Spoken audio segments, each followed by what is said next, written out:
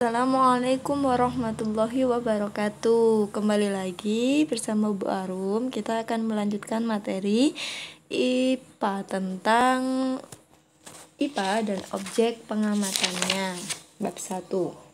Oke, sebelumnya kemarin sudah Bu Arum menjelaskan tentang besaran itu ada dua, besaran pokok dan turunan. Terus untuk satuan kemarin juga ada satuan baku dan satuan tidak baku. Selanjutnya pengertiannya juga sudah kemarin. Nah, ini besaran pokok kemarin juga Bu Adum udah sampaikan, singkatannya SMP jiwa. Ya. Kita lanjutkan. Nah, ingat ya bedanya kalau besaran pokok tadi sudah ada sebelumnya, kalau besaran turunan dia diturunkan dari besaran pokok. Lah, cirinya kalau besaran turunan ini biasanya nyarinya harus pakai rumus atau ada langkah-langkah untuk mendapatkannya. Misal untuk tahu luasnya berapa, kita harus mencarinya dengan mengalihkan panjang kali lebar atau panjang kali panjang. Nah, di sini panjang kemarin satuannya meter, berhubung ada dua berarti meter kuadrat, kayak gitu dan seterusnya. Oke, ini cara mengkonversi satuan. Ini mengkonversi satuan massa. Ini mengkonversi satuan waktu. Nah, ini caranya. Kalau naik dibagi, misal merubah meter menjadi kilometer. 1000 meter berapa kilometer? Berarti 1000 dibagi ada naik 3, 1, 2, 3, berarti dibagi 1000. Oke ya, 1000 bagi 1000 hasilnya 1. Tapi kalau kilometer dirubah ke meter, 1 kilo berapa meter? Turun 3, berarti dikali 1000. Nolnya ada 3 karena dia turunnya 3 kali. Next. Nah, di sini baru mau memfokuskan tentang cara menggunakan atau mengukur. Nah, di sini alat untuk mengukur panjang. Ini sudah ada di buku kalian, ya. Halaman 17. Bisa dibuka nanti di bukunya. Baru hanya mau membantu menjelaskan. Jadi di sini besaran panjang itu kan satuannya biasanya meter, itu satuan internasional. Tapi bisa juga dengan alat yang berbeda-beda, maka nanti hasilnya juga berbeda. Misal kalau pakai penggaris, penggaris sekolah yang biasa kalian pakai itu satuannya adalah senti. Oke ya. Selanjutnya roll meter. Nah, di sini roll meter itu biasanya dipakai untuk bahan apa ya? Mengukur panjangnya kayak yang biasanya dipakai sama Pak Tukang tuh loh, Nak ya. Jadi dia itu biasanya dipakai oleh Pak Tukang. Dia berupa bisa digulung ya, panjang. Oke, lanjut. Jangka sorong. Nah, jangka sorong itu bisa kalian lihat di halaman 18. Di sini untuk jangka sorong itu digunakan untuk mengukur benda yang panjang maksimumnya cuma 15 cm. Jadi benda-benda yang lebih kecil karena ini ketelitiannya jauh lebih bagus daripada penggaris maupun roll meter. Selanjutnya, di sini kamu juga bisa menggunakan jangka sorong untuk mengukur diameter dalam paralon, diameter dalamnya gelas, diameternya pipa dan lain sebagainya. Nah, di sini kalian akan dijelaskan cara mendapatkan bacaan atau cara menggunakan alat ukur ini. Jadi di sini nanti ada disuguhkan gambar jangka sorong di mana lingkaran itu menunjukkan skala angka 3, 5 dan 2 ya itu ya. Nah, nanti cara membacanya kita bisa latihan soal. Jadi di sini pertama, bacaan skala utama yang berdekatan dengan 0 skala nonius adalah 2,1 dan 2,2. Oke ya. Garis nonius yang berimpit tegak dengan garis skala utama adalah garis kelima. Oke. Itu bisa kalian lihat di bagian panah yang agak miring. Nah, itu kan antara 2 ke angka 3 itu kan banyak garis miringnya tuh, Nak. Jadi di situ setiap garis itu dianggap 2,1 garis pertama. Garis keduanya berarti 2,2. Oke ya. Selanjutnya garis nonius yang berimpit. Nah, maksudnya itu yang tegak lurus dengan atas bawah. Jadi garis lurus antara atas dan bawah di situ jelas 5. Jadi garis atas dan bawah lurus itu 5. Bacaan jangka sorongnya, maka yang tadi berimpit kan 2,1 ditambah yang bawah 5. Nah, 5 ini dia itu skalanya lebih kecil, maka wajib ditambahi 0,0. Oke, jadi hasilnya adalah 2,1 ditambah 0,05 hasilnya 2,15. Oke ya. Kita lanjut. Micrometerscope. Nah, untuk apa sih alat ini? Alat ini untuk mengukur ketebalan kertas atau buku. Oke, jadi di sini dia juga punya skala Nonius dan skala utama, atau di situ sudah dijelaskan. Nah, bacaannya. Bacaan skala utama berdekatan dengan tepi selubung luar adalah 4,5. Jadi selubung, ada kata-kata selubung ya di gambar. Nah, itu menunjukkan angka 4,5. Garis selubung luar yang berimpit itu 0,47.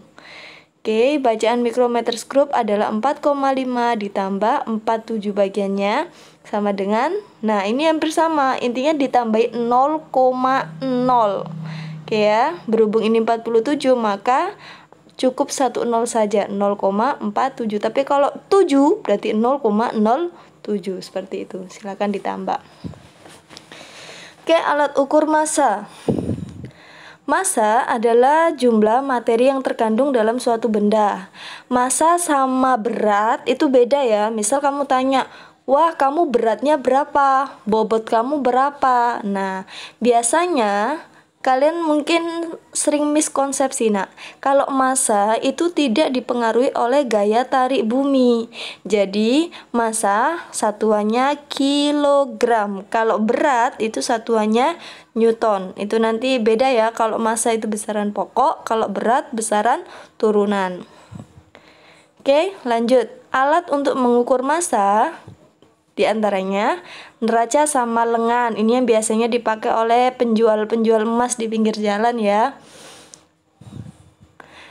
Timbangan duduk. Nah, ini untuk bapak, apa itu biasanya di pasar itu loh, nak, bapak ibu yang jualan bawang dan lain sebagainya biasanya pakai timbangan duduk ini.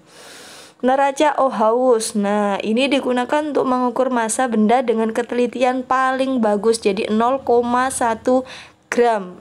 Ini pernah Bu Arum gunakan untuk mengukur beratnya jangkrik, nah, atau hewan seperti serangga kayak kecoa untuk diamati atau diteliti. Oke, ini paling gampang cara mengukur pakai alat ini. Cukup menambahkan semua kotak yang ditunjuk oleh panah di alat ukur itu. Jadi mulai dari bawah misal itu 0 ditambah terus atasnya lagi 40, tambahkan 40, atasnya lagi 7, ditambah lagi 0,5 dan seterusnya. Nanti Bu Arum tunjukin video di next ya. Selanjutnya, untuk mengukur waktu itu ada beberapa alat, diantaranya jam pendulum. Nah, ini biasanya jam-jam jadul tapi benar-benar mahal ya karena dia barang antik. Selanjutnya stopwatch. Nah, ini biasanya oleh para atletis, nah itu dipakai. Selanjutnya itu jam atom. Jadi jam atom ini jam yang paling baik ketelitiannya ya.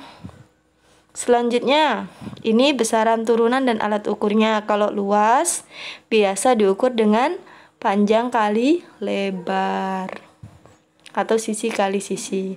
Kalau volume, kalau dia bentuknya seperti gambar 1.21 itu kan bentuknya teratur ya, nak ya.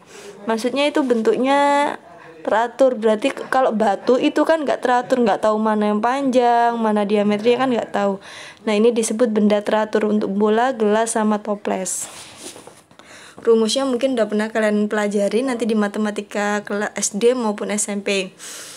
Selanjutnya mengukur volume benda yang bentuknya tidak teratur. Nah, caranya gampang banget.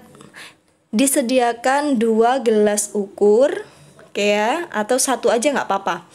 Pertama, batu yang akan diukur volumenya dimasukkan ke dalam gelas ukur. Jadi gelas ukurnya pertama-tama dikasih air.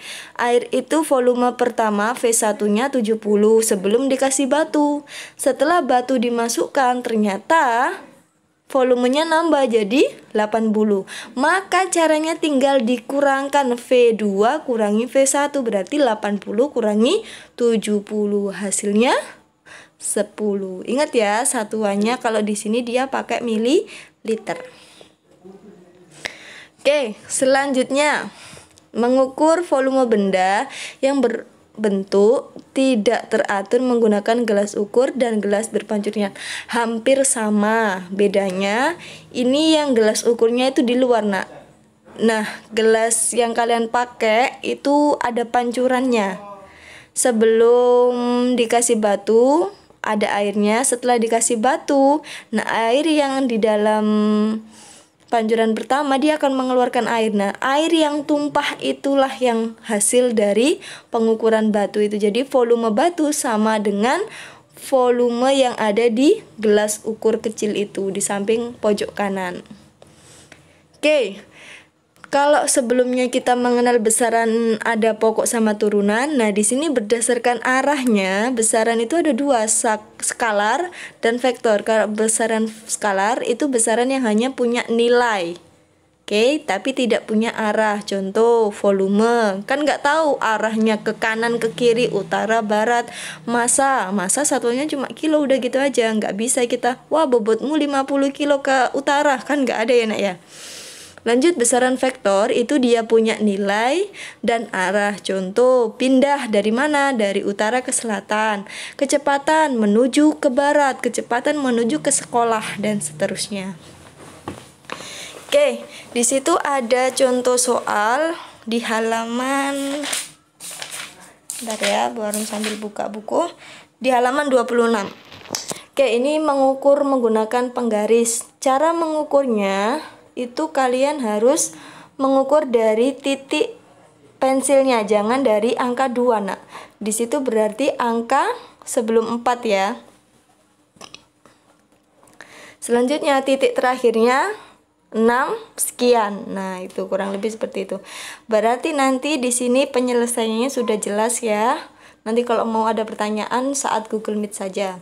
Selanjutnya ini menggunakan jangka sorong. Nah, di situ yang berimpitan atas dengan angka 1 atas dengan angka 0 bawah, itu kan setelah angka 1 ada garis titik 1 ya, berarti 1,1.